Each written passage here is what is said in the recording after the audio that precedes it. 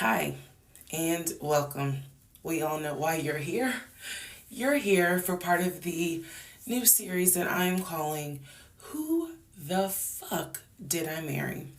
I'm going to create this playlist series, and I'm going to tell the story of how I met, dated, married, and divorced a real pathological liar. This is my introduction slash disclaimer video. First and foremost, I'm going to be truthful, even if it makes me look bad.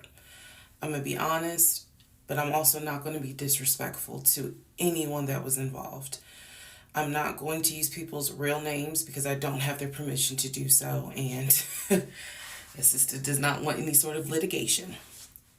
I will tell you off the top, I have a sense of humor and I have sarcasm.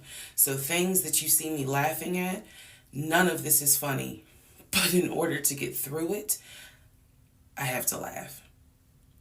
If I cry, I cry. I'm human. I'm a woman. This was traumatic. I'm going to do the best I can to upload as much of the story as I can, because I know people get so annoyed with the follow for part 4, follow me for part 17. I'm just going to do the best I can to keep uploading the videos each at a time. I'm going to go in order from the time we met until the time I got our divorce decree in the mail. So that is a lot of time to cover. Please give me the grace to just get it out. It may not be all in one day. It may not be all in 2 days. But what I can tell you is even if you don't necessarily see a video, I'm probably recording it and then I will upload it into the playlist titled, Who the Fuck Did I Marry? What else do I need to cover ahead of time? Because I feel like this video is important to give some sort of context. So that way when people jump into the series, they kind of can figure out, oh, let me start at the introduction video and then work my way through. A lot of the questions that you all have sent me will be answered when I start and tell the story in order. Everything I'm going to tell you can be verified. There are people in my life who can easily verify, yes, this did happen. Yes, he really did do that. Yes, he said that. Yes, she did go through that. I have no contact whatsoever with my ex-husband in any way, shape, or form. We do not communicate. We do not have mutual friends or anything where we communicate through those people. No contact. I cannot stress that enough because I feel like somebody's going to ask me, do you still talk to him? No. I ain't seen him. I ain't heard from him. I don't want to hear from him. And I will tell the entire story up until the last time I did hear from him and what happened. Yeah, this is my story. So, I am just a regular woman who thought she met the one, and I didn't. Most people have never came in contact with a pathological liar. We typically come in contact with like a compulsive liar. It is not the same. A pathological liar has no reason for why they lie. And the lies that they make up, there's no limit to the lie. I was once a psychology major in undergrad. I didn't graduate with a psychology degree, but I'm very comfortable saying that he was a pathological liar. He was a narcissist. And yes, there was some in my opinion, mental health issues going on. Pathological lying part, absolutely. So I want to preface all this by saying, you're going to probably think, what in the world? There's no way this happened. Everything you're going to hear me say actually did happen. I never thought I was going to be in some sort of Lifetime movie, but I was. So I will read the comments as best I can. like I said, I think if you allow me to tell the whole story, things will be answered. And sorry, I do talk with my hands. It's a coping mechanism. So if you're like, why does she keep moving her hands? Other than that, let's all take a deep breath, buckle in, because this was a fucking crazy ride. And if you think it's crazy, imagine how I feel as the person who lived it and had no idea what I was dealing with. I thought I knew, but I truly had no idea who the fuck I married. You like how I twisted that? Anyway. All right, y'all. This is the introduction, so welcome. Part 1 will be up shortly. Please excuse the hair, but here is part 1 of Who the Fuck Did I Marry? So I met my ex-husband around March 4th of 2020. We met on Facebook dating site, and we also matched on Hinge. I did not realize that he was on both under 2 different names. So one was his actual name, and the other one was a variation, like a nickname that he called himself. Different pictures. So it was a running joke between us. Oh, you ain't even recognize that you had matched with me on Hinge. No, I didn't. And also that should have been a red flag. By the way, you will notice in this story, I called it the United Nations of red flags. It is so many red flags that, I mean, you would have thought I was colorblind because I ignored all of them. So anyway, back to the story. We met around March 4th. We exchanged phone numbers. He called me and we talked on the phone for the first time. In the first phone call, he told me that he had just moved to Georgia from California, from San Diego. His job had transferred him because he was being transferred in as the new regional manager for a major condiment company that is based here in Georgia. I'm not going to say the name. And so we also talked about his childhood. He told me he grew up in Philly. He's from Philly. Both of his parents were deceased. This is the first phone call. Both of his parents were deceased. His father was a Philadelphia police officer. His mom was a teacher. He also told me he briefly lived in Augusta with his family. He had 2 brothers and 2 sisters. He also had 2 half-brothers on his dad's side. First phone call. So I'm just giving you guys the backstory. This was the first phone call we had. So we talked about family. We talked about friends. We talked about our jobs. At the time, I was working at Georgia State Patrol.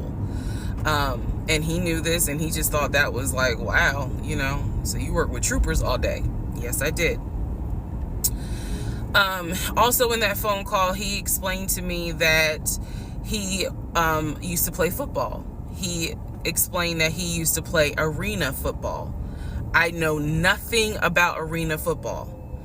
I know about NFL. I know about college. Go Dogs. But I don't know anything about arena football. So he explained to me that he used to play arena football. He used to work at Apple in the off season of arena football. And I remember thinking on that phone call, oh, okay, you know, like, good for you. I don't know anything about arena football. And I believe I did tell him that. I don't know anything about arena football. That'll come into play later on. So he told me, you know, I just moved here. My job is paying for my housing and they're helping me to look for a house. He was like, right now I'm in Gwinnett County, but I'm trying to look for a house. Ideally in Atlanta, like Brookhaven, Sandy Springs. He was like, I really would like to move out there. And so I thought, you know, that's great. You know, you're looking to get a house. You just moved here.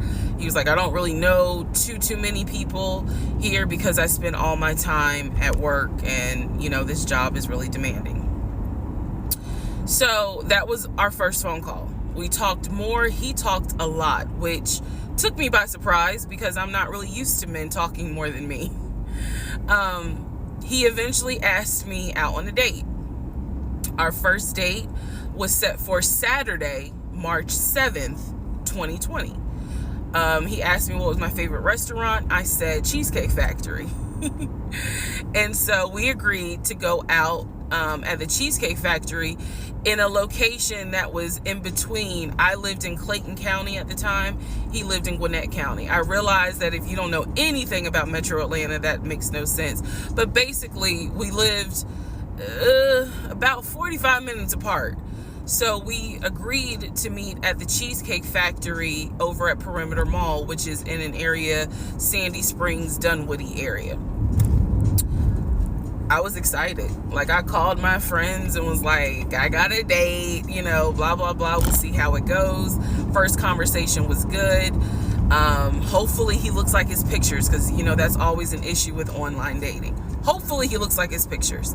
So on my way to our date, I took 285, and literally right before I got to Boulder Crest, the exit for Boulder Crest, I heard a boom, and I lost control of my car. Thank God that not thank God, but I knew what to do. So I did not crash, but my tire blew out. So I called him and I said, hey, I'm so sorry, but my tire just blew on 285. I'm slowly making my way off the exit. I believe I pulled into a Chevron gas station. And I said, you know, I got to get this fixed. I don't know what to do. Like, I'm a damsel in distress kind of thing. He kind of paused. He got quiet. And he was like, tell me exactly where you are. Drop your pin. So I dropped the pin. And he came to the gas station. Got out the car. And I was so relieved that he actually looked like his pictures, that I was like, oh my God, he's actually attractive, because he's like 6'4", 6'5". Also, man, I apologize. So let me go back to the first conversation. Let me add something. He did tell me in the first phone call that he was divorced, and that his ex-wife, she had 2 children, a boy and a girl, who were teenagers, young adults. I think the girl was about 20. And he said that he had a very close relationship with his stepkids. But that he and his ex-wife had divorced because she cheated on him out in California. And so coming to Georgia was a new beginning for him. She was still out in California. The kids were still out in California. And so, you know, he was like, I can't stand her, but I still want to be in the kids' lives. I have to put that in there because that will come back later. So this is just setting the stage. Again, that first conversation we talked about family, job, friends, how he ended up in Georgia, me being in Georgia, the things that, you know, I would think people talk about in the first conversation. All right, now back to the tire blew out. So he shows up to the gas station. He changes my tire, which I just thought was the sexiest thing in the world. And then he proceeds to say, hey, I found a tire place around the corner. You need to get another tire. Like, you can't drive on this donut.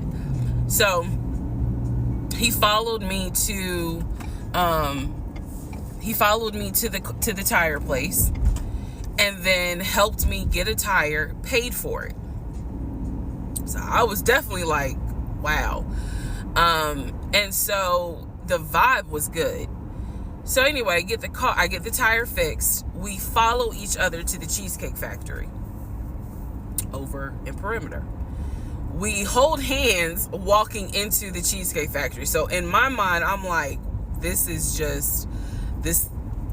Oh my God, I had butterflies. That's the look of a woman who had butterflies. So I had butterflies.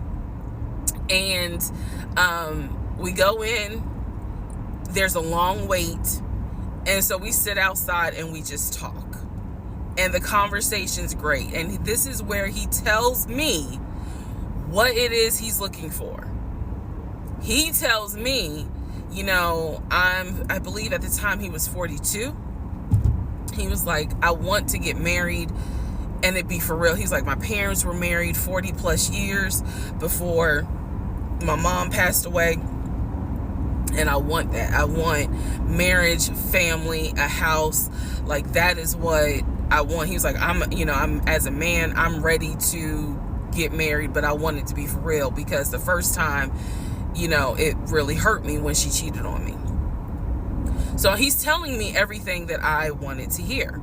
And so he was like, what is it that you want? And I said pretty much the same thing. I was like, I'm ready to get married. Definitely want to have a family.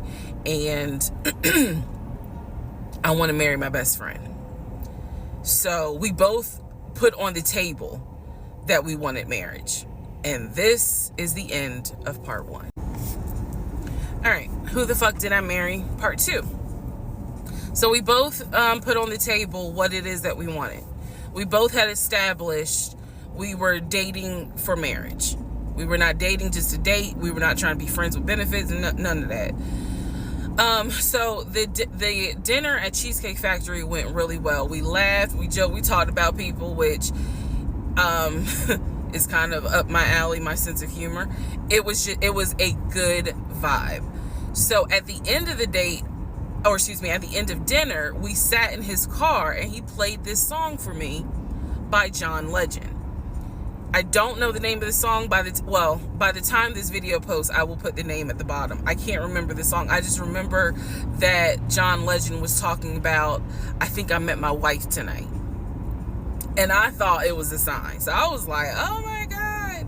So anyway, we ended up sitting in the car talking just about life and experiences until about midnight. So during this conversation, he again is telling me how it was, what it was like living in California, how he went out there. He went to San Diego State. He played football for San Diego State. He talked about how, life, he loved it out there, so he stayed. That's when he joined the company. And then he explained that he also did arena football, but only did it for about 2 or 3 years. He claims that while he was doing arena football, the team that he was on won a championship. But again, keep in mind, I don't know anything about arena football. So I was like, okay, I didn't know that they had championships. And he was like, he got a little offended, like, yeah, they got championships. And, he was on that team. So he talked to me about how he worked at Apple. He worked something in the IT area of Apple, but within the store. Again, it was one of those, it's like when I tell people I used to work at Amazon. I really wasn't paying much attention to it. Why? So we talked about all that. We talked deeply into what happened with the ex-wife. It's because I asked. He was not volunteering all this information. So in other words, I get very uncomfortable when men start talking about their ex a lot. That's not what happened. I was asking questions because I was really trying to figure out, okay, are you ready for a relationship, or are you still missing her? So we talked about that. We talked about my exes. That was a mistake I made because I talked about how I dated at one point in time somebody I worked with. That will come back later. And he seemed real cool about it. He was like, that was before me and blah, blah, blah. So the conversation was good. Midnight comes and I go home. Yes, I went home. We ended up talking. Mind you, our first date was March 7th. And within about 2.5 weeks, Brian Kemp, our governor, shut Georgia down. We were going to be on lockdown. So during those 2.5 weeks, we talked every day. We went out again at Red Lobster. I remember Red Lobster. But everything was going great. The issue was, where are we going to quarantine? So the question was, are we going to quarantine at his place, which he had like a studio type of situation. Like, it clearly, where he was staying, I was like, it's like a studio apartment, but he kept telling me, like, this is temporary because I'm looking for a house. Like, he showed me the email from a woman who worked at the company where she was out on maternity leave, but she was putting him in contact with a realtor to help him find a townhome or a single family house. So I was just like, okay, this is definitely temporary. Like, he's not trying to stay here long term. And she was apologizing in the email. I'm so sorry, you know, this should have been taken care of before you got here, but it wasn't. Da da da da da. I saw the email. I read it. I read the email. So the decision was, we're going to quarantine at the studio, or we're going to quarantine in my house? First mistake I made. Well, there's a lot, but this was a mistake I made. So ladies, caution moment. During one of our dates, because keep in mind, in those 2 weeks, we were seeing each other quite a bit. Nothing physical or anything like that. Just two people who I thought were really on some, all right, let's see if this is going to grow into something. He came to my house. When he came to my house, I had a 3-bedroom, 2.5-bath townhome. He was in the studio. Now, I'm telling you guys all of this in order of how it happened. So some things I'm probably going to insert what I was thinking and the mistake I made. Can I turn this off? No. Okay, I still need that. And I say that to say that I did not realize inviting him to my home probably made his eyes go, oh shit, she's a keeper. She got this 3-bedroom, 2.5-bath townhouse, and I'm in like a little studio. Yeah, let me go ahead and pursue this. What I need to do to quarantine here. The decision was made, quarantine at my house. So the state went on lockdown. He came and stayed with me in my home, and for the most part, in the initial beginning, it was fine. It was fine. The reason why I hesitate is because I grew up in the church. So for me, it was really like an internal struggle of, bruh, you always said you would never live with a guy unless he was your husband. And now you living with a dude and he ain't your husband. Like, it was a struggle for me because I knew better. And don't come for me. I'm just telling you the way I grew up. It was like that. It was not sitting right with me. But at the same time, I didn't want to quarantine by myself. I did not want to. So there we go. So he moved in. We talked about the bills. Let me clear something up that I said in the other video where I said he paid all the bills. He paid all the household bills. He did not pay my car payment, my cell phone, or my car insurance. He paid the rent, because my rent at the time was less than $1,000. He paid the utility bills. And so when he's telling me that he's a regional manager, I was like, wow, okay, so you got money. And so he paid all the household bills. So my check really was just taking care of me, myself, and I. And I am not, this is where it's not going to make me look good, but it's the truth. It was intoxicating to not have to worry financially about how to pay the bills.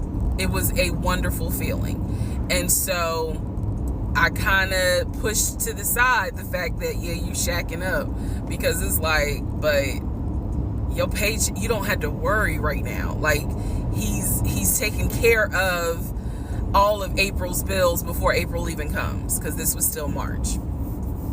So we're living together, and I'm cooking, I'm cleaning, he's helping to cook and clean, and then we have a conversation about house.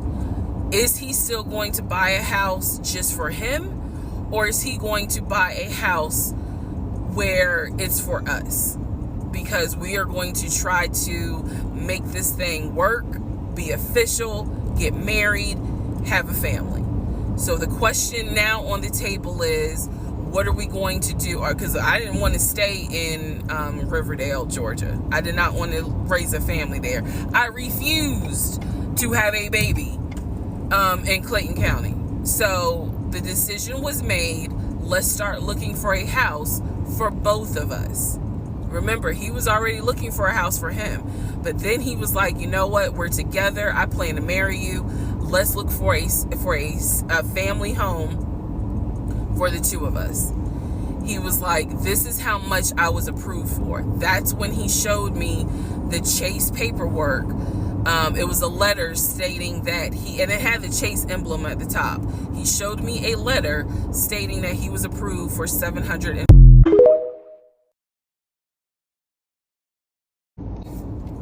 All right, part 3. Who the fuck did I marry?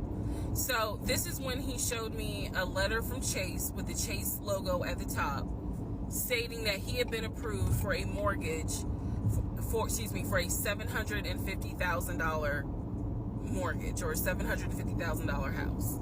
So he was like, we can't go over $750,000. And I said, I remember asking him, can you afford the mortgage on a $750,000 house? Because I know I can't. This is when he explains to me, I told you how I played arena football. I invested my money really well. So he said, I have money that will help pay for the mortgage. He was like, we're good. Like, I'm financially, I am okay. He was like, that's why I'm able to get approved for $750,000 mortgage. So he told me that his money was in different savings accounts. He said he had an account with Chase Bank, he had an account with US Bank, and he had an offshore account. This is what he told me. The offshore account, I was like, why? And he explained something about, the US, the US imposes taxes on money when you have a certain amount in US banks. He was like, so everybody knows that it's smart to have some money in an offshore account. Y'all, look, I live paycheck to paycheck. I was like, okay, that's whatever. I said, so you have the money to pay for a home.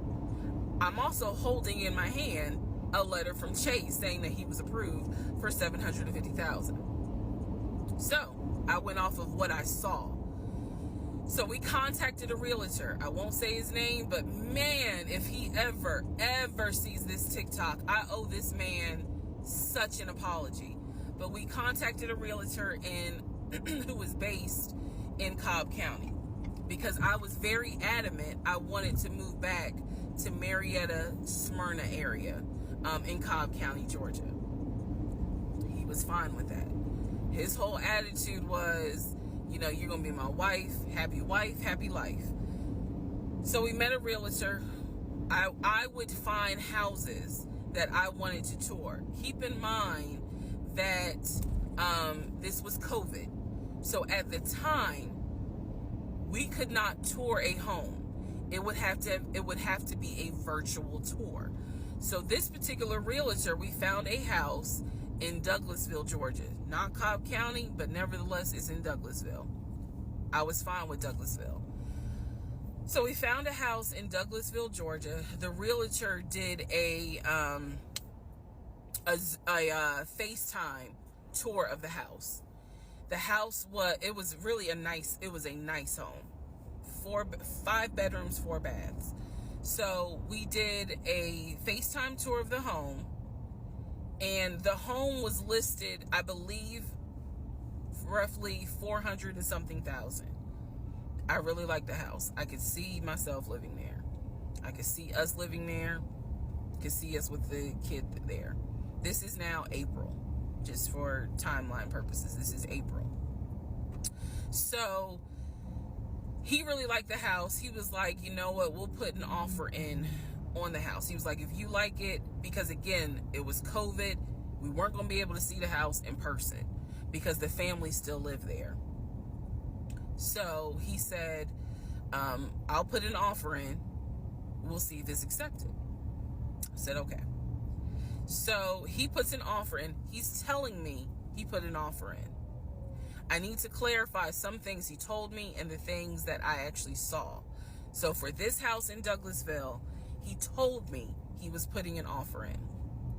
The realtor would call me because one thing that the realtor told us, he was like, if the woman likes the house, typically the house is going to get bought.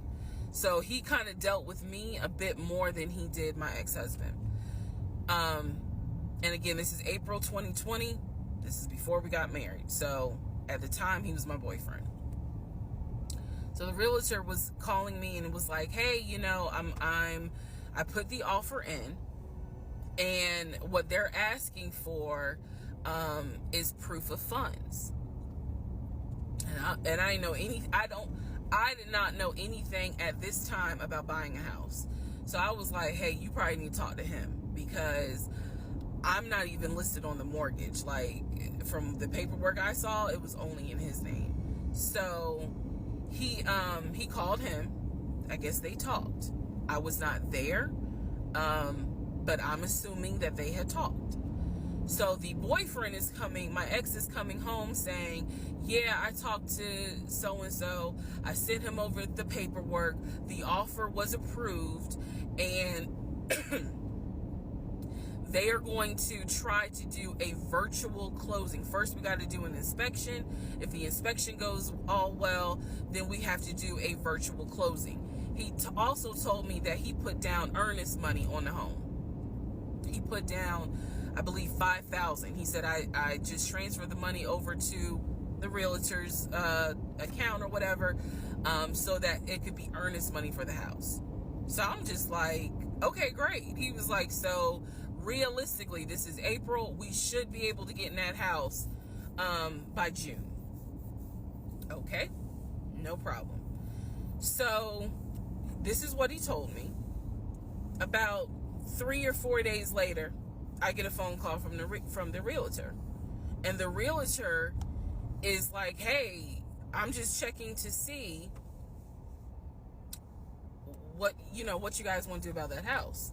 So I was confused. I'm at work, and I said, oh, I was told that he put an offer in. And the realtor was like, he did? I didn't know that he put an offer in. And I said, well, why wouldn't you know? Like, he told me he put the offer in, and he had paid earnest money, $5,000 earnest money. And so the realtor was like, well, let me call him and find out what's going on with that, because I didn't know anything about it. So red flag, of course. So I call him, and he, in true narcissistic nature, he flips the script, and he like goes off. He's like cussing, going off, like he shouldn't, excuse me, I have the hiccups. He shouldn't be calling you. If he has a question, he should call me, because I'm the one that's on the mortgage. He was like, and now it's going to be an issue. And I said, well, did you put the offer in with him or not? And he said, no, I did not put the offer in with him. I put the offer in with a friend of mine who is a realtor, so I can give him the business. So I did not hear from that realtor again. So I was just like, is the house under contract or is it not? He was like, yes, the house is under contract. This is how crazy things work out. About 3 days later, on realtor.com, I'm looking at the house because I was trying to figure out in my mind how I'm gonna decorate. It shows the house is under contract. So, showed my boyfriend. My boyfriend's like, I told you it was under contract. He was like, I did you not believe me? And I ain't had the heart to say, hell no, I didn't believe you. Like, it seemed too good to be true.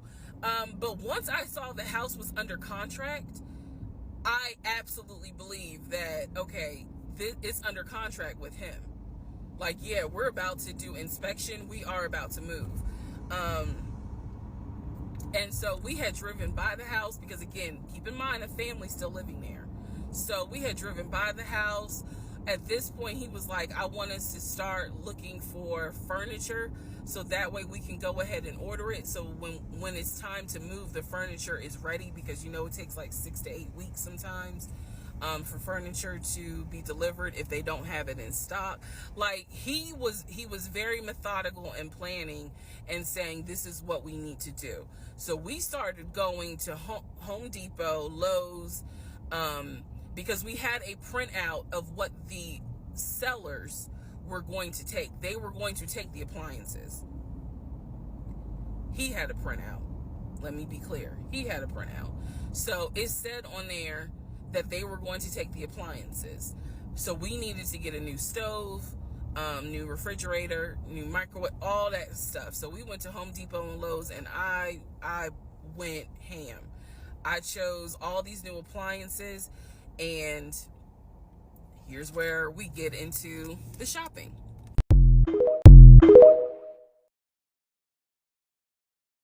All right, part 4.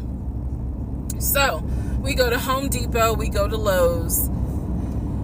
I'm choosing all these appliances. He's taking pictures of the SKU number. We have representatives helping us, and he basically explained to them, hey, we're buying a house. We should be closing sometime in June. Can we order this stuff now? Can I put a hold on it? Like, what can we do? Because we're not ready for delivery. I stood there as the Home Depot rep said, we can hold it in our warehouse. Like, you can buy something and we can hold it. People do it all the time, especially with COVID. So I watched him pay. I want to say it was about it was either $350 or $500. I watched him pay a deposit on a whole new set of appliances for them, and they were going to hold it until we were ready for delivery. I watched this. So I was like, okay, good deal. Like, we got the appliances. Next, let's go to Rooms to Go and Ashley Furniture and find actual furniture. So we went all around Rooms to Go. We went to Ashley Furniture. We went to American Signature. And I saw all these things that I wanted. Again, he's taking pictures of it. He was like, I can go online and order it. I didn't think anything of it because, again, I just saw that we held the appliances. So I was like, okay, that's fine. So April turns into May. May 2020 comes. This is where things start to get a little interesting. May comes, and obviously we had not done inspection. And I'm asking him all the time, what's the deal with the house? He was like, oh, because of COVID, they're trying to get someone to do the inspection. But the guy that they had, it was always something. The guy they had caught COVID, so they're going to have to get somebody else. And he's like 15 houses backed up, so it'll be a while. So at this point in May, I know I look crazy. In this point in May of 2020,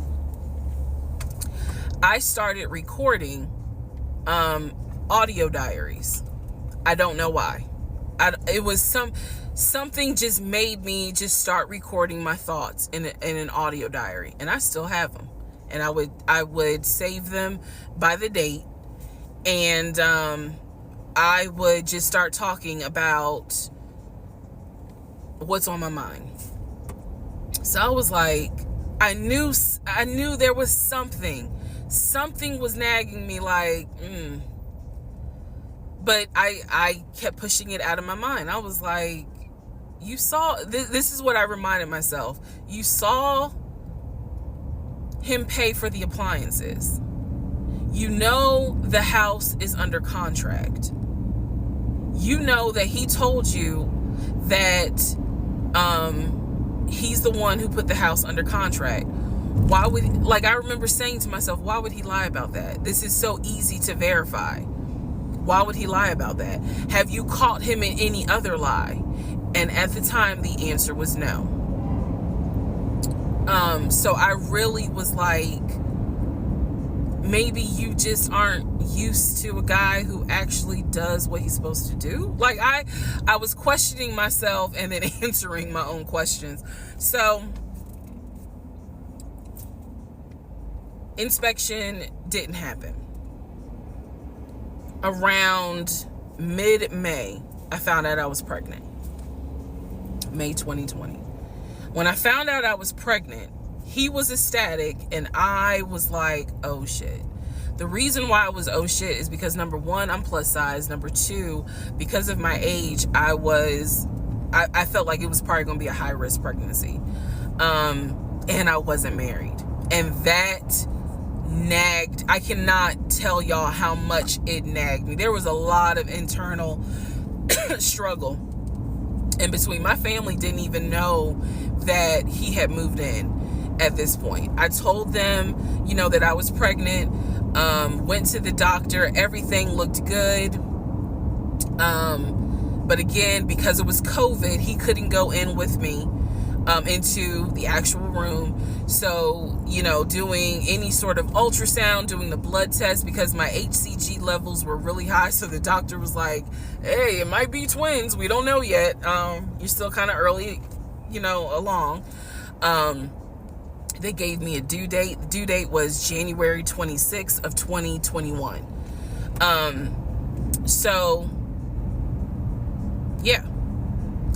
May, found out I was pregnant. So there was now more of a push into, we got to get a house. We got to get the fuck up out of here. I'm not having a baby in Riverdale. Okay? Nothing against Riverdale, but I ain't having a baby in Riverdale. So we need to find out what's going on with this house. And so he was on top of it. He had an answer for everything.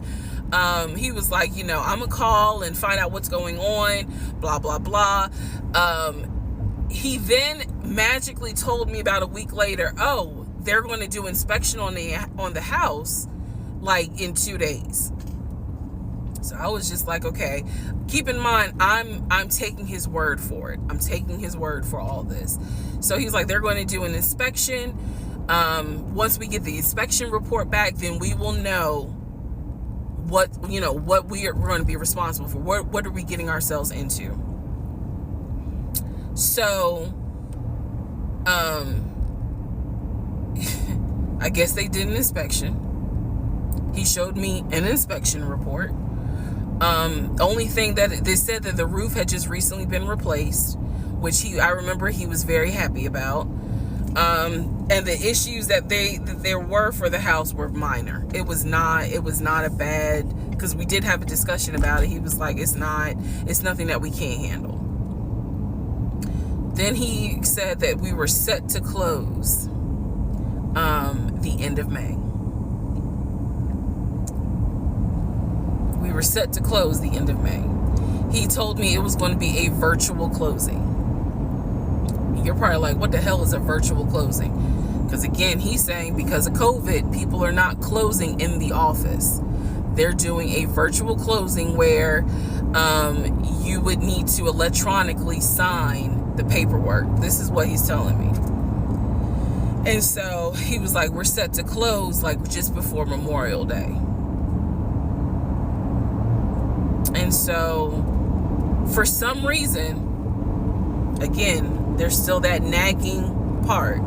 For some reason, I didn't start packing.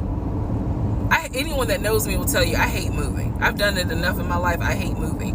But I did not start packing up that house at all. I was just like, I'm pregnant. My body was changing so fast that it was like I can barely keep my eyes open half the day.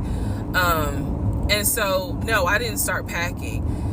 And I remember I did record, again, I was recording audio diaries just about every day. When something didn't sit right, I would verbally record it in the audio diary because I was like, I don't know what it is, but there's something. That was the theme of our relationship. I don't know what it is, but I know there's something. And so I remember talking to myself in my little prayer closet, because that's where I would do my recordings. And I remember thinking, what if we don't get this house? Like, what if he's lying? But again, there goes that thought process of, why would he lie about this? Like, who makes up that they're buying a house when in fact they're not? And then he's showing you all this paperwork. Like, come on, you can't be that jaded that you don't even believe what's in front of you. All right, so now we're going to go into part 5.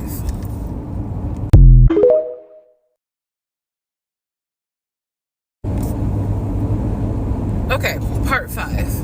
Who the fuck did I marry? So I'm questioning all this stuff in my head out loud on my audio diaries. And then once again, I'm like, but look at what he's giving you. Like, he's paying. It wasn't a question about money.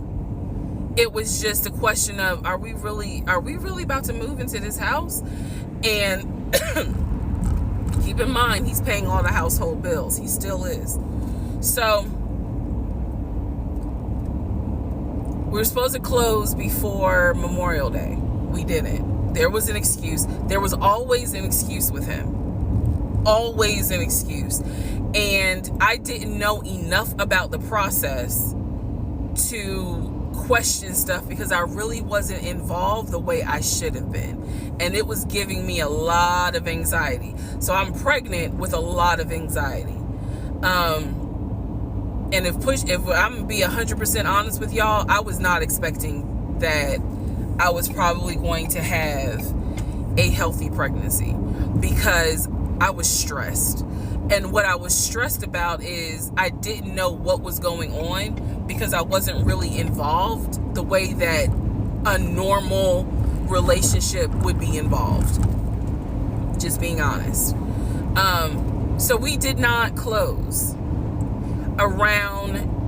We moved now into June. This is now going into June.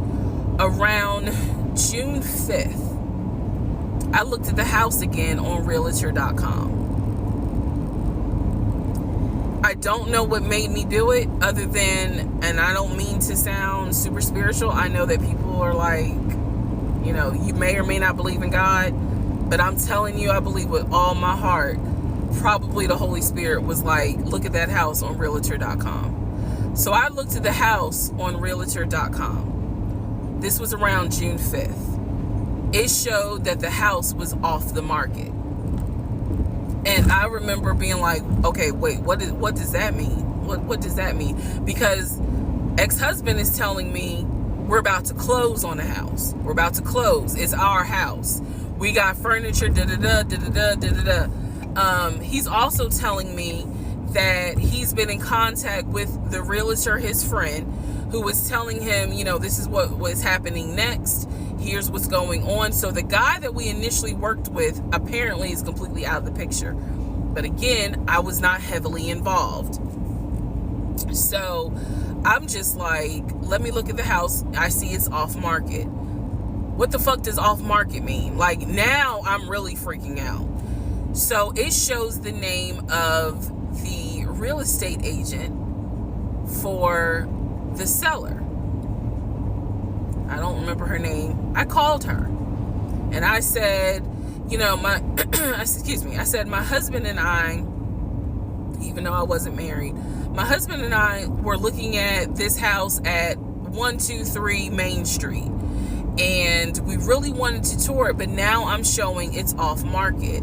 Is it not available? Or, I pulled that card and she was like, oh, no, ma'am. The home closed yesterday. It closed June 4th. Again, there are certain dates I just remember. And I said, oh, it closed June 4th? I was like, really? And she said, yes, ma'am. She was like, my sellers sold the house. And I was like, oh, man, okay. Well, I said, my husband and I really wanted, we love the pictures of it. And we're getting ready to start a family. So I would have loved to have been able to, have the opportunity to see it. I asked her something. I don't remember the specific question I asked her. And I know why I asked the question, because I was anticipating that my boyfriend at the time was going to have some sort of excuse. So I asked her something about the buyers. And I remember, and somehow, again, forgive me, I don't remember the question I asked her. But the answer was that it was an older white couple. So I get off the phone with her. I record an audio diary. And in the audio diary, I specifically say, okay, there is no house. He's going to have to get out of this lie somehow. Because now I realize, at the very least, he was lying about him being the one who was under contract. I knew enough about that. So I was like, what, how was he going to get out of this? Again, I've listened to the audio diary in 2024. I literally said in that audio diary, how is he going to get out of this lie? And I was trying to think of ways on how he's going to do it. And something said to me, because I say it on the audio diary, I said, he's going to say it's a bad deal. And he's going to say he wants to pull out. Y'all keep in mind, I am pregnant. So I had a decision to make. As ugly as this decision was, I made the decision, you're about to have a baby with this man. He's paying all the household bills. Let him get out of the lie. And that's what I did. I purposely made the decision that I knew he was going to come back, and I knew he was going to give me some bullshit on why he couldn't buy the house, because he didn't know that I knew that house is already sold. The house is already sold. And this is the part where I said, I'm gonna be honest, even though it's gonna make me look bad, because most women in their right mind would have been like, I'm out. And I didn't. So sure enough, he came home. He didn't really say anything that day. The next day I asked him about the house, and he said, my friend, the realtor, he was like, I'm talking to him because something's going on with the interest rate. And when he said that, I felt so much relief, because I knew that I had been prepared for, he's going to give you some bullshit. So when he said there's something with the interest rate, I said, you know what? If this is literally what I said, y'all. If the interest rate isn't good, then we shouldn't move there. We should probably let this house go. We should cancel whatever furniture we ordered, or, appliances, and let's just look for another house. I said, I would like to be moved before the end of the year. I said, I really don't want to be 9 months pregnant moving into a house. I would like to be done with this before then. And the way I said it was so calm, and he was like, okay. He was like, I'm gonna call the friend, the realtor, and tell him I'm backing out of the house, and I'm gonna see if I can get my earnest money back. And I remember looking at him. I was standing in the kitchen, and I cocked my head to the side, and I said, okay, get your earnest money back, and let's find another house. And so that's how that first house fell through. So fast forward, I keep looking at this to see how much time I have, because they only give you 10 minutes. So this is part 5. Part 6 is coming up. But subsequently, what ends up happening the next week, which is mid-June, I was at work,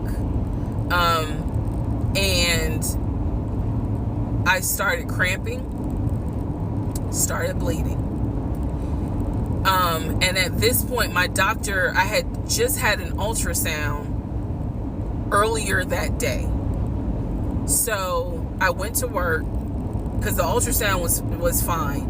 I went to work and the cramping and the bleeding started, and I started crying because I kind of knew what was going on. And my doctor had called me and told me that when they did the ultrasound, they did not see a heartbeat. So she was like, this pregnancy is not going to be viable. So I'm crying, hysterical, and now we're going to get into part 6.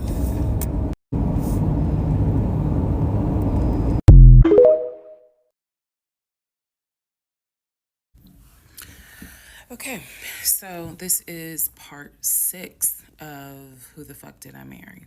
So, where we left off. So, obviously, my doctor had called and told me there was no heartbeat, the pregnancy was not viable at that point, and I was cramping and spotting at work. Went into my best friend's office and immediately started crying. She was like, "What's going on?" And I said, I told her what the doctor said, and she grabbed her keys, grabbed her purse, and was like, "Let's go, I'm taking you home." On my way home, I called my boyfriend and told him what the doctor said, and he was like, "I'll meet you at home." So he was coming from Duluth, went straight home. And so about 24, 48 hours later, I had a doctor's appointment, and my doctor gave me 3 options. First option, let everything happen naturally. Your body will expel the fetus on its own. Second option, you can take a pill which will induce expelling the fetus at home. The pill basically will cause you to contract and expel. The third option was to go into the hospital and do a D&C. I did not want to do a D&C because I did not want to be in a hospital with COVID going on. And for whatever reason, I did not do the option of let it happen naturally. So I chose to do the pill.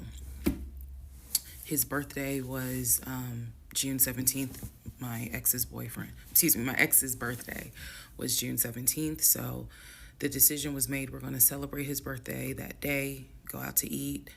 And then that night I would take the pill because we both were off from work the next 2 or 3 days.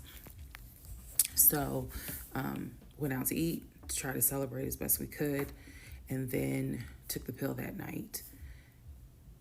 That night was the most traumatic, excruciating pain I've ever put my body through. I do not recommend any woman, if prayerfully you don't have to go through that, but I don't recommend taking that pill. If you don't have to, don't do it. I spent the whole night in the bathroom just crying in so much pain. They gave me a narcotic. I couldn't take it because I found out I was allergic to it, so it was causing me to like projectile vomiting. It was a mess. So, and he was right there.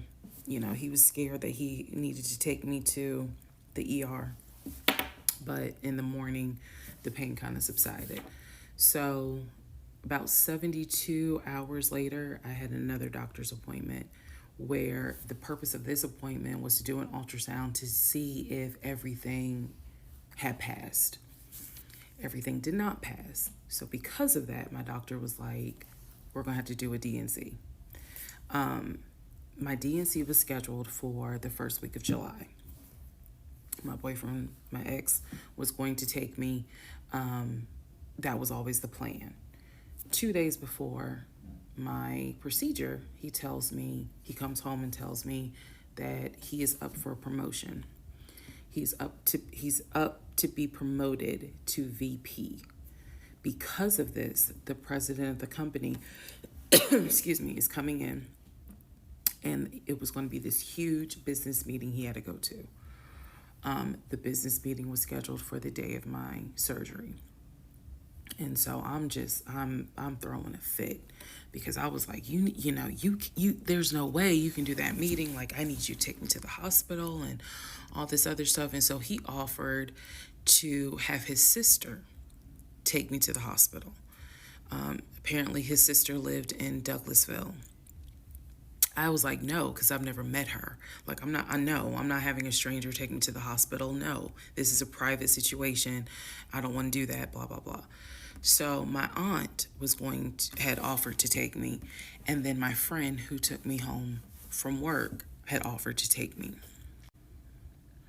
So at that point, we get into an argument because he's like, my sister is, you about your family, so why can't she step in? And I was like, nah, because I don't know her. Period. I don't know her. So my friend offers to take me to the hospital because I was all distressed that he's saying he has a business meeting and he can't take me. So I remember being on I-75 on the connector on the phone with her crying because I was so embarrassed that he wasn't going to be the one to take me and that I was needing to rely on someone else to take me to the hospital in order to get a D&C done. And she was really great. She was like, girl, this is why you have a village. Like, it's okay. Things happen. The world is crazy right now. I will take you. You're going to be okay. So he did not take me to the hospital for my D&C. My friend did. She could not stay because of COVID protocol. So when they wheeled me into pre-op after I got checked in, I texted him and was just letting him know, hey, here's the update. I'm about to, I'm in pre-op. They're going to get me prepared to go back to the surgical ward or whatever. And the response I got was from his new executive assistant named David. Now, when he told me he was up for the promotion, he did tell me that part of getting this new job would be that he would get an executive assistant named David. And he did tell me, I'm going to make sure that I inform David, if you get a text from this number, meaning from me, pull me out of the meeting because, my fiance's having a procedure done and I'm picking her up. So it's important that you come get me if it's something serious. So I text him. David responds. He said, yeah, Mr. Blah Blah told me that you are having a procedure done. If you need me to get him, I can go get him. He's in a meeting. Just let me know what you need. And I just said, no, don't bother him. I'm just giving an update that they're about to take me back. And David responds and says, I'm so sorry you're going through this. Please let me know if there's anything I can do. So I have the procedure. I wake up and I am now in recovery. I should be in recovery 45 minutes up to an hour and a half.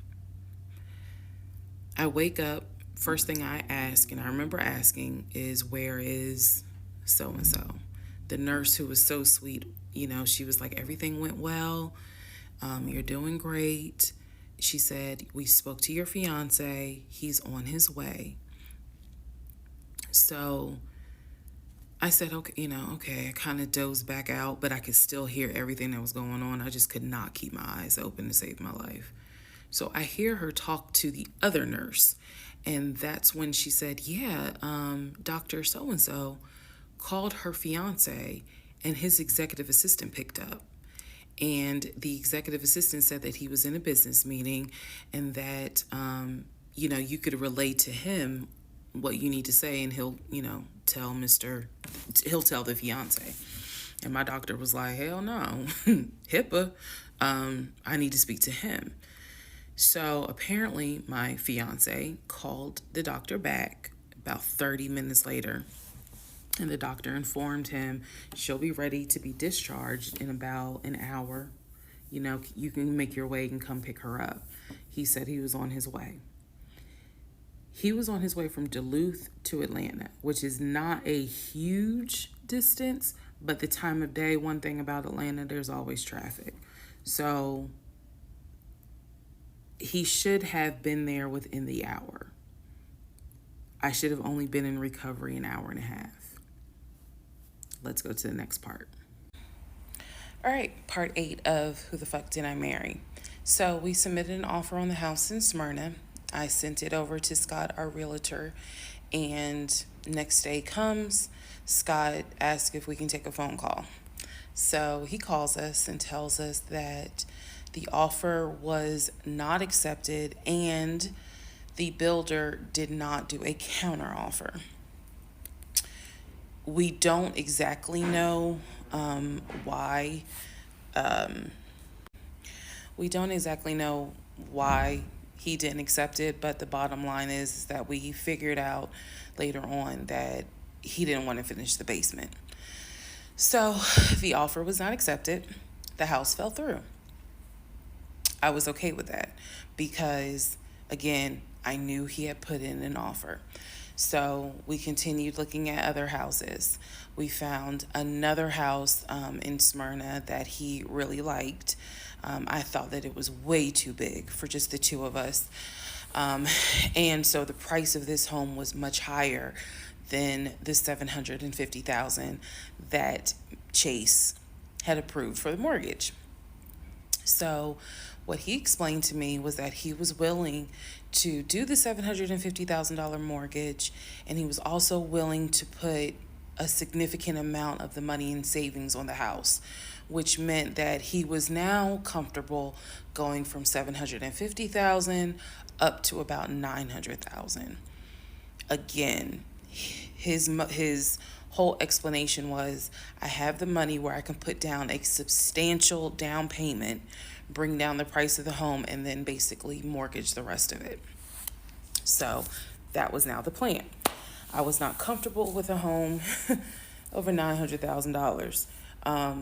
But again, keep in mind, I saw the Chase paperwork. So I was like, I just feel more comfortable sticking at the 750,000 mark.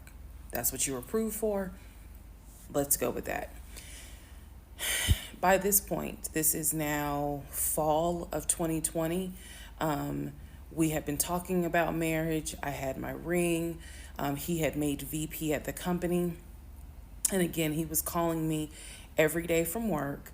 I need to kind of explain how the company was ran, because when you think VP, you would think he would be in an office. It was a condiment company, so they actually were producing the condiments, and I'm not saying the name of the company on purpose, but they were producing the condiments in this particular plant location. So a lot of times, he would simply tell me that he walked the floor, checking in with his subordinates, basically. Now, how did he go to work? For the most part, at this point, he left before I woke up. However, pretty much he wore dress pants, kind of like a dark navy blue cargo pant, and he had a polo shirt with the company logo on it.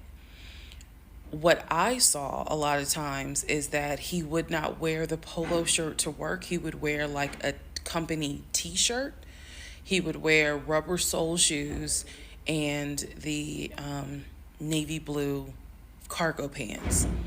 I didn't think it was a uniform, but it reminded me of what someone would wear when I worked at Amazon, if you're going to be doing manual labor. He didn't go to work sloppy looking at all, but it definitely was not suit and tie. Nowhere near suit and tie. It is fair to note that outside of work, he was a man who he loved to dress. He loved to wear the latest Jordans. He loved to collect watches. He collected a lot of Invicta watches.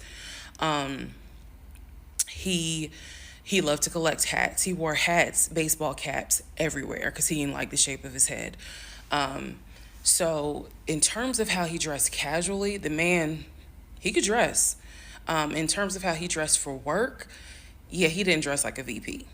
But his excuse was, I'm constantly walking the production floor, and I can't be in a suit and tie walking the production floor where they're creating the condiments that we're selling. So by this point, again, this is fall. We're still looking at houses. We're still touring houses as much as we can because it is COVID. We had found another house that we really liked, and a house that I really truly wanted to put an offer in on. This was now going to be the second house that we put an offer on. He put in the asking price, I believe, was about $700,000. He put in under asking an offer for about $650,000. I'm guessing, but I'll try to find the house and put it on the story. The reason that house fell through, we found out that the home was sitting on a septic tank. We found out that the septic tank had an issue, and it would have taken about $15,000 to $20,000 to fix the septic tank. The sellers were not willing to fix the septic tank. Personally, I didn't really care for the house that much. I'm the one who was like, I don't really want it. So even though we put an offer in, we had 24 hours where we could pull our offer back. And so we did. Once we found out, I believe it was in the disclosure. And if you're a realtor, please feel free to tell me if I'm using the wrong terminology. But I believe it was in the disclosure that they told us the septic tank needs to be replaced. That's when I was like, nah, I don't want that house. So we pulled out. The house fell through. And so I was fine with it because, again, I was heavily involved. I saw him sign the offer. I knew every step of what was going on.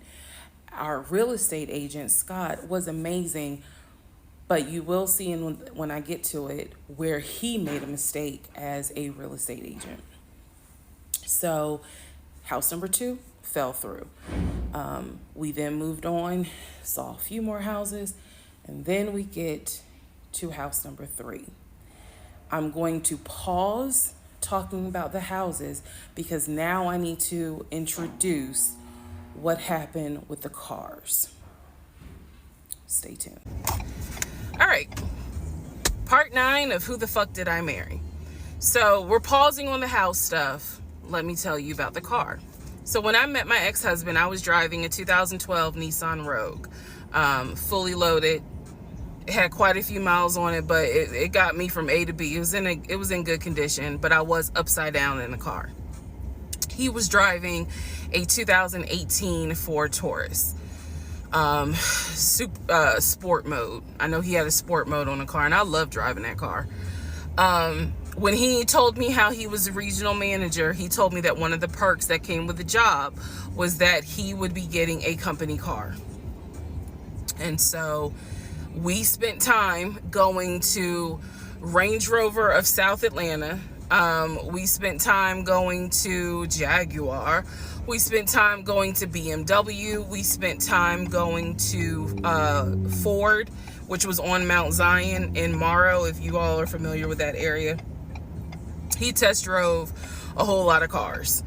In the end, he decided on a BMW sedan. I was there when he test drove the car. I got in the car with him. I loved it. And he explained to the salesperson, I'm getting a company car. I need to get a printout of the full price of the car, tax tag and title. Because what my company is going to do is wire over the money for the car. The salesperson was like, okay, apparently that happens a lot. So he gave him a printout with the tax tag and title for the car. In front of me and the salesperson, he called the person in the finance department for his job. Obviously, I have no idea what this person's name is, but he called the person. He explained to them, this is the amount of money. He said the president of the company, so-and-so, has authorized for him to get a car, not spending more than, I think, $90,000 tax tag and title. The BMW came out to just under $90,000. And so I remember this conversation so fucking vividly. So he's on the phone in front. I'm sitting down, the salesperson sitting down at their desk, and he's like, they put me on hold. And so he's like, I guess the person comes back and he says, the price of the car is blah, blah, blah. He was like, give me a second and I can send you a picture of that printout that shows tax tag and title for the BMW. He gets off the phone. He takes a picture of it. He sends it to whoever. He waits about 10 minutes. He calls the person back. He says, "Did you get it?" Apparently the person did get it. But the person who can actually physically do the wire transfer had gone home for the day. So what he says to the BMW salesperson, he's like, "Okay, we're going to have to do this tomorrow because so-and-so went home for the day." I don't know who the salesperson is. I can only tell you from my viewpoint what I thought. I had no reason to think this was a lie. I really didn't. Because again, you got to please keep in mind the circumstances that all of this is happening. We're inside the dealership. We're sitting at the desk of this person. He gave us the printout. He's on the phone, doing business, basically saying, "Look, this is how much money the car is going to cost." He's taking a picture of it. He seemingly is texting someone saying, "This is how much, this is proof of how much it is." Then he asked the BMW salesperson, "I need your wire transfer information." The guy got up, rushed over to, I guess, their finance area to get the bank wire information, because obviously you have to wire it a certain kind of way. Rushes back over, gives it to my ex-husband. My ex-husband's like, "Okay, first thing in the morning, we will get this wired over, and then, I'll come and pick up the car. My fiance, will drive me up here to pick up the car." So we leave. He felt like, because at the time that this all happened, I was pregnant. So he felt like, "Look, we're about to have a baby. I don't want you driving that Nissan Rogue. I want to get you something. I want to get you something more secure, something new." I really wanted a Kia. I really wanted a Kia Telluride.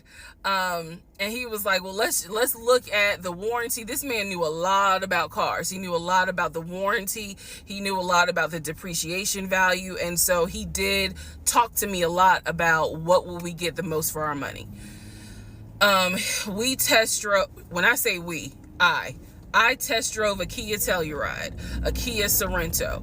He didn't like either of those. He had me test drive a Ford Explorer. He didn't really care for that. Then came time where he really wanted me to get a BMW. He really wanted me to get a BMW X5. So he took me to Global BMW Imports, which, if you know anything about Atlanta, it's off of Cobb Parkway, but you can see it off the highway. I believe 285 is where you can see the Global Imports BMW dealership. He took me there. He had me test drive an X5, an X6. He also had me test drive I think I'm gonna get the numbers wrong, a 525, which was a sedan. I did not like that. I wanted an SUV. I loved driving the BMW. He also had me drive an M-Series, test drive an M-Series. So he was very adamant that I should get a BMW. The reason being is because, according to him, he had a BMW in California when he lived in San Diego. He had a BMW that he loved. It was a white BMW. He showed me pictures of the BMW. So he showed me pictures of this white BMW that he had, and unfortunately, the car got totaled about 2 months before he moved to Georgia. So he had received money, not a lot, but some money to get another car, and he used it to get the Ford Taurus because he was like, "I just need a car that's going to get me from A to B until I get into a house and I'm much more settled." For him, he was like, "I'm really giving myself 60 days to get settled here in Georgia after moving from California." But then he met me. Again, that's the story. So he had me test drive the BMW. So much so, I loved the BMW. Loved it. I wanted a dark blue BMW with cognac interior. I wanted an X5, and I wanted an M-Series. So I can clearly tell y'all that's exactly the car I wanted. We were online looking for that particular car because not every dealership had it. I was okay with a black BMW if needed. But I really wanted dark blue, and I really wanted that cognac colored interior. So he felt like, I want you to consider all of a sudden an Audi Q8. Let's just see how you like it. If you don't really like it, then we will go back to the BMW. I cannot tell you why he switched up. I can't. But I can tell you he took me to an Audi dealership on Peachtree Industrial. He test drove an Audi and I test drove an Audi Q8. I loved the Q8. Loved it, loved it, loved it. But I was tired of test driving cars. By this point, I had test driven so many cars. Our weekends were spent either looking at a house or test driving cars. And I was picky, I will admit that. So he had me test drive the Q8. I really liked it. I finally just told him, look, I'm good with either the BMW or the Audi, because I'm tired of test driving cars. He told my family he was buying me a new car because, keep in mind, not keep in mind, let me let y'all know, he had met my family initially on Zoom because, again, we were locked down. He had met my family. He also had met my family in person because at this point it was like, look, if you're not showing any symptoms, maybe we can do family dinner. And so he had met my family in person. And now we will go ahead and move towards part 10. Okay, so I just want to clear up some things that I realized is kind of creating some confusion. So just allow this video to serve as a stop sign. Let's clarify. First of all, the story, background. He was born in Philly, raised in Philly, and moved to Augusta. Story is that he moved to Augusta for high school. After high school, he went to college at San Diego State. Enjoyed San Diego State, stayed in San Diego for quite a while. Got married out in California, had a house in California, played arena football out in California, but his family was back here in Augusta, Georgia. He still had a lot of family up in Philly, but for the most part, he had a sister in Augusta, he had a sister in Douglasville, he had a brother in Baltimore, he had another brother in Philly, and he had a brother in Nashville. So I just want to clarify that in terms of not the demographics, but the geography.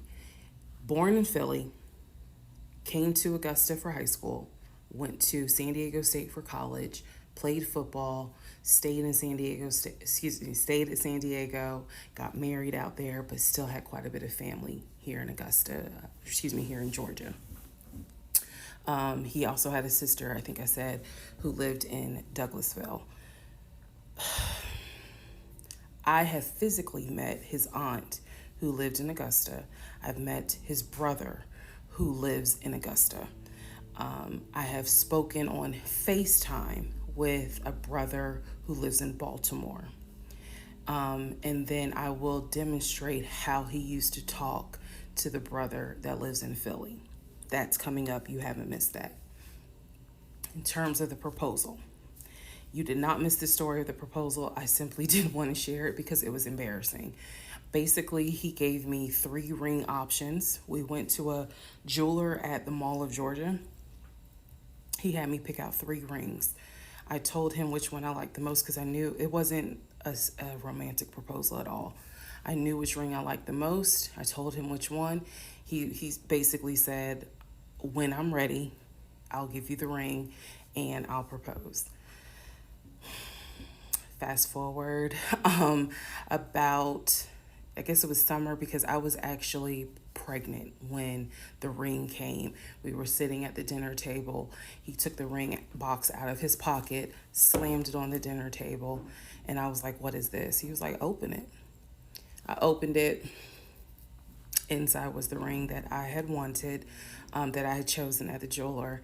And he was like, all right. So this means that you're going to be my wife. I was pregnant. So, again, when I asked y'all to give me grace, it's because there are certain things that's just like, girl, what was you thinking? Trust me. There's no excuse. So there was never a, will you marry me? It was more of a, we're living together, we're having a baby together, we need to get married, because the backstory also was that his dad was a retired police officer, but at one point his father was a pastor. So he could quote the Bible like nobody's business, as we all know. So can Lucifer.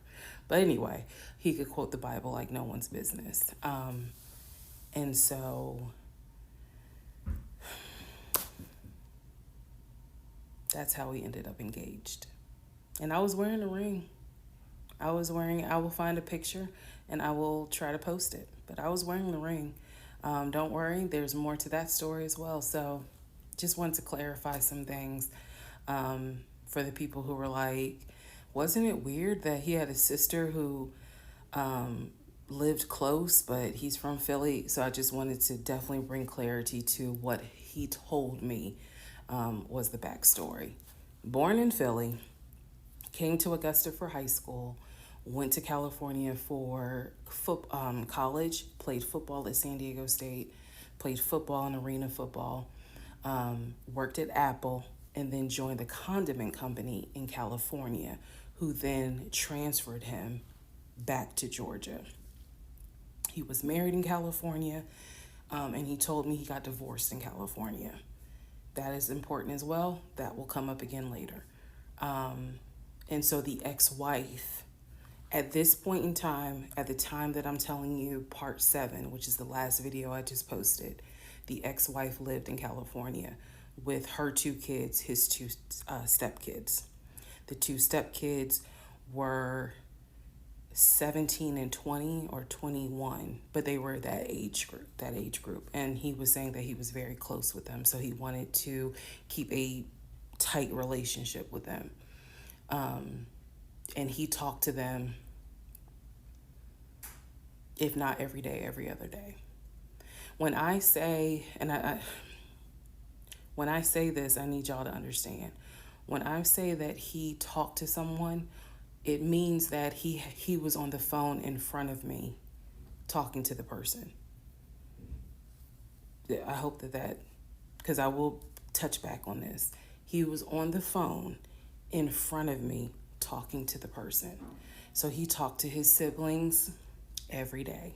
He talked to his aunt almost every day. He talked to his family the way I talk to my family almost every day. And again, I will demonstrate how he used to do the phone calls. I will also demonstrate how he used to do the work phone calls, because he called me every single day from work. And he would talk to people while he was on the phone with me. And I could hear people in the background. But that's a whole nother part. So again, buckle your seats. I promise I'm reading your comments, I'm reading your questions, but I wanted to bring this video just to clarify some stuff. Hopefully this helps. And honestly, I know people are fascinated by this, but more than anything, I hope that there's a woman watching this and she's saying to herself, okay, it's time for me to ask some questions. All right. Part 9 of Who the Fuck Did I Marry? So we're pausing on the house stuff. Let me tell you about the car. So when I met my ex-husband, I was driving a 2012 Nissan Rogue, fully loaded. It had quite a few miles on it, but it got me from A to B. It was in good condition, but I was upside down in the car. He was driving a 2018 Ford Taurus, sport mode. I know he had a sport mode on the car, and I love driving that car. When he told me how he was a regional manager, he told me that one of the perks that came with the job was that he would be getting a company car. And so we spent time going to Range Rover of South Atlanta. We spent time going to Jaguar. We spent time going to BMW. We spent time going to Ford, which was on Mount Zion in Morrow, if you all are familiar with that area. He test drove a whole lot of cars. In the end, he decided on a BMW sedan. I was there when he test drove the car. I got in the car with him. I loved it. And he explained to the salesperson, you know, I'm getting a company car. I need to get a printout of the full price of the car, tax, tag, and title. Because what my company is going to do is wire over the money for the car. The salesperson was like, okay, you know, apparently that happens a lot. So he gave him a printout with the tax, tag, and title for the car. In front of me and the salesperson, he called the person in the finance department for his job. Obviously, I have no idea what this person's name is, but he called the person. He explained to them, this is the amount of money. He said the president of the company, so-and-so, has authorized for him to get a car, not spending more than, I think, $90,000 tax, tag, and title. The BMW came out to just under $90,000. And so I remember this conversation so fucking vividly. So he's on the phone in front. I'm sitting down, the salesperson sitting down at their desk, and he's like, they put me on hold. And so he's like, I guess the person comes back and he says, the price of the car is blah, blah, blah. He was like, give me a second and I can send you a picture of that printout that shows tax, tag, and title for the BMW. He gets off the phone. He takes a picture of it. He sends it to whoever. He waits about 10 minutes. He calls the person back. He says, did you get it? Apparently the person did get it. But the person who can actually physically do the wire transfer had gone home for the day. So what he says to the BMW salesperson, he's like, okay, we're going to have to do this tomorrow because so-and-so went home for the day. I don't know who the salesperson is. I can only tell you from my viewpoint what I thought. I had no reason to think this was a lie. I really didn't. Because again, you got to please keep in mind the circumstances that all of this is happening. We're inside the dealership. We're sitting at the desk of this person. He gave us the printout. He's on the phone, doing business, basically saying, look, this is how much money the car is going to cost.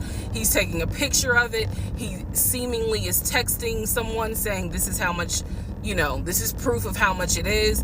Then he asked the BMW salesperson, I need your wire transfer information. The guy got up, rushed over to, I guess, their finance area to get the bank wire information, because obviously you have to wire it a certain kind of way. Rushes back over, gives it to my ex-husband. My ex-husband's like, okay, first thing in the morning, we will get this wired over, and then, I'll come and pick up the car. My fiance, will drive me up here to pick up the car. So we leave. He felt like, because at the time that this all happened, I was pregnant. So he felt like, look, we're about to have a baby. I don't want you driving that Nissan Rogue.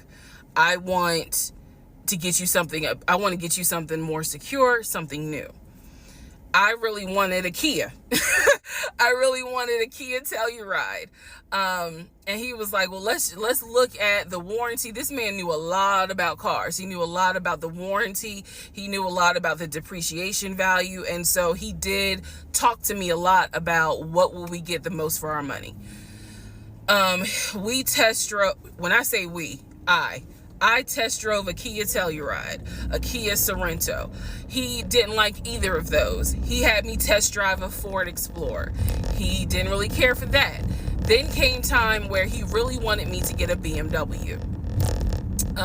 He really wanted me to get a BMW X5. So he took me to Global BMW Imports, which, if you know anything about Atlanta, it's off of Cobb Parkway, but you can see it off the highway. I believe 285 is where you can see the Global Imports BMW dealership. He took me there. He had me test drive an X5, an X6.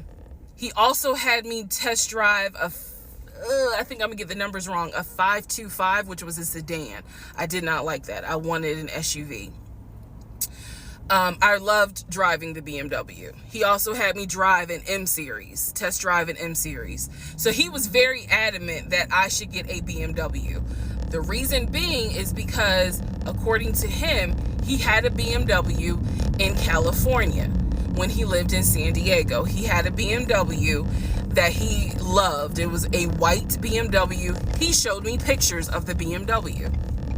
So he showed me pictures of this white BMW that he had, and unfortunately, the car got totaled about 2 months before he moved to Georgia. So he had received money, not a lot, but some money to get another car, and he used it to get the Ford Taurus because he was like, I just need a car that's going to get me from A to B until I get into a house and I'm much more settled. For him, he was like, I'm really giving myself 60 days to get settled here in Georgia after moving from California. But then he met me. Again, that's the story. So he had me test drive the BMW. So much so, I loved the BMW. Loved it. I wanted a dark blue BMW with cognac interior. I wanted an X5 and I wanted an M Series. So I can clearly tell y'all that's exactly the car I wanted. We were online looking for that particular car because not every dealership had it. I was okay with a black BMW if needed. But I really wanted dark blue, and I really wanted that cognac colored interior. So he felt like, I want you to consider all of a sudden an Audi Q8. Let's just see how you like it. If you don't really like it, then we will go back to the BMW. I cannot tell you why he switched up. I can't. But I can tell you he took me to an Audi dealership on Peachtree Industrial. He test drove an Audi and I test drove an Audi Q8. I loved the Q8. Loved it, loved it, loved it. But I was tired of test driving cars. By this point, I had test driven so many cars. Our weekends were spent either looking at a house or test driving cars. And I was picky, I will admit that. So he had me test drive the Q8. I really liked it. I finally just told him, look, I'm good with either the BMW or the Audi, because I'm tired of test driving cars. He told my family he was buying me a new car because, keep in mind, let me let y'all know. He had met my family initially on Zoom because, again, we were locked down. He had met my family. He also had met my family in person because at this point, it was like, look, if you're not showing any symptoms, maybe we can do family dinner. And so we had. So he had met my family in person. And now we will go ahead and move towards part 10. Okay, part 10. Who the fuck did I marry? Okay, had to sneeze. All right, so at this point, I had test driven all these cars. Kias. Hell, he even had me test drive a Nissan Murano. But the main two were BMW and an Audi. He had told my grandfather he was getting me a car. He had told my aunt he was getting me a car. That he was going to, he was like, she's going to be my wife. I want her to be in something secure. So my family was really like, wow, wow. Who knew that he had this kind of money? And so I hated the fact that he did that, because anytime he got around my family, here's another red flag to put in the United Nations of red flags. He would always talk about money, and he would always brag. I never realized it in real time. I didn't realize it until I was out of the situation. He always bragged about the fact that he could fight, the fact that he had money, and the fact that he played football. Those are the three things he always bragged about. back to the cars. So I told him, I was like, pick one between the BMW and the Audi, because you said you buying it. So pick one.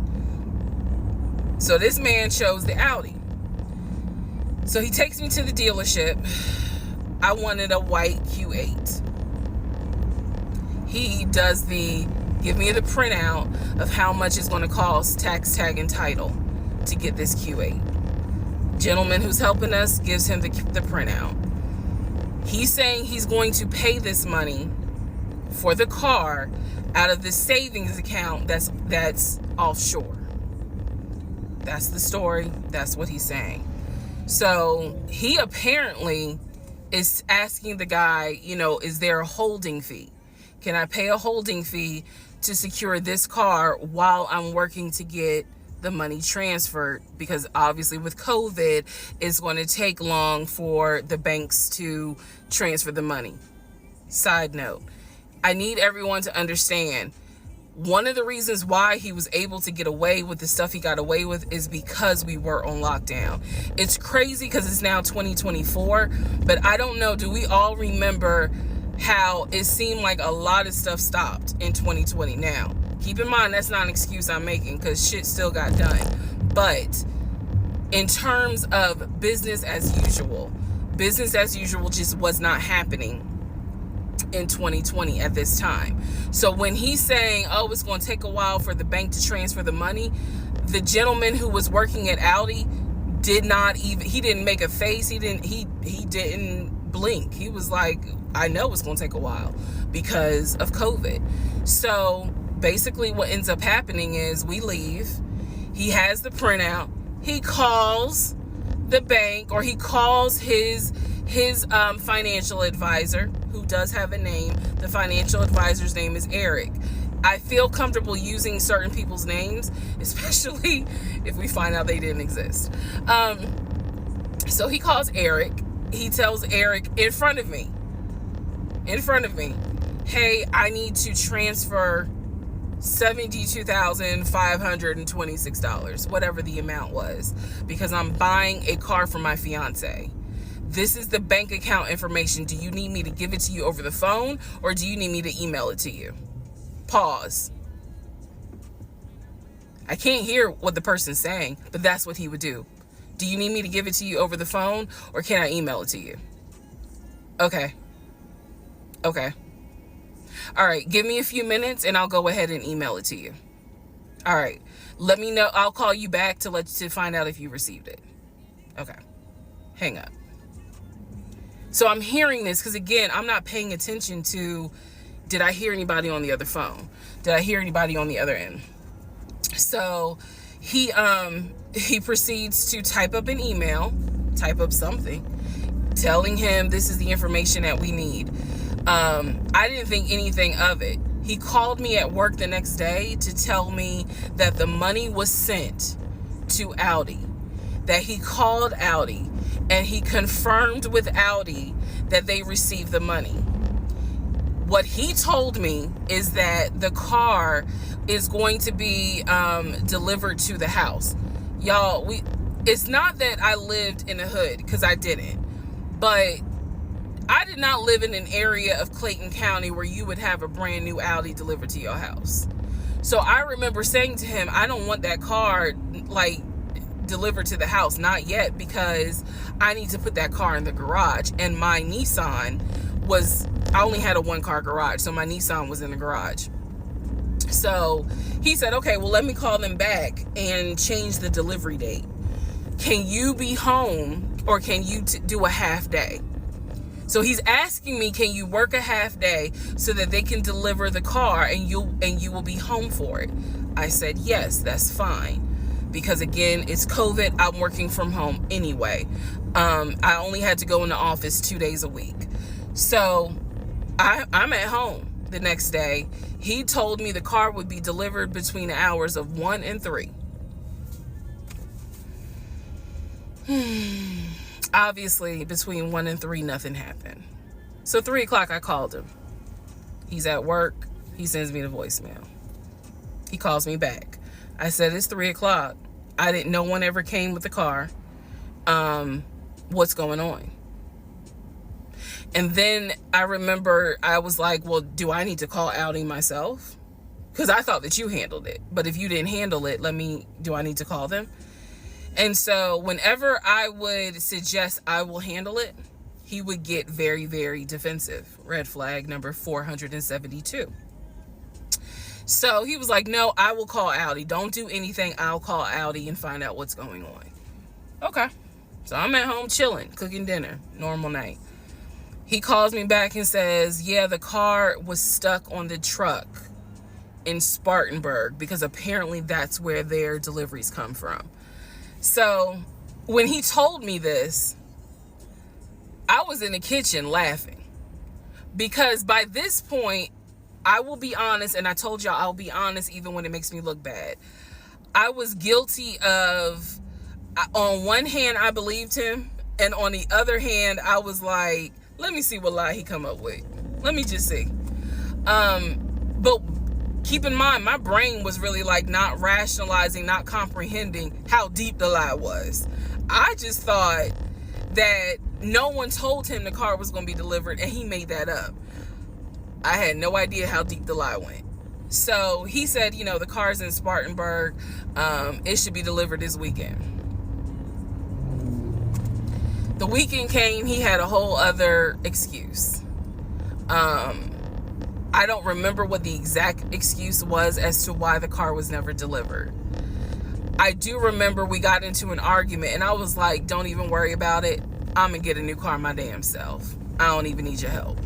Which is probably one of the worst things you can tell a narcissist, because they love to be the hero, it's all about them.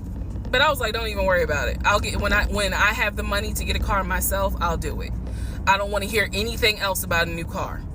I don't want to hear shit else about a car. Because at this point, I was spending way too much time trying to figure out, are we getting a car? Are we getting a house? Like, what the fuck is going on? Always there was an excuse. So when I told him I don't want to hear anything else about a car, and I am not going to a dealership to test drive another car, that ended that whole discussion right there. So this is where I'm going to interject what I believe was happening. I believe that my ex-husband is the type of person, he gets off, nut. He gets off on you being excited about something that he knows you will never get. So I believe that he enjoyed going to car dealerships. He enjoyed watching me test drive a car and get excited about it, knowing I was not going to get it. It is the level of cruelty. And again, I'm telling y'all stuff that I found out way later on. It is the level of cruelty that I still cannot comprehend. So the whole issue about the BMW and the Audi, I think he just enjoyed seeing me get excited and then pull it away. Part 11 coming up.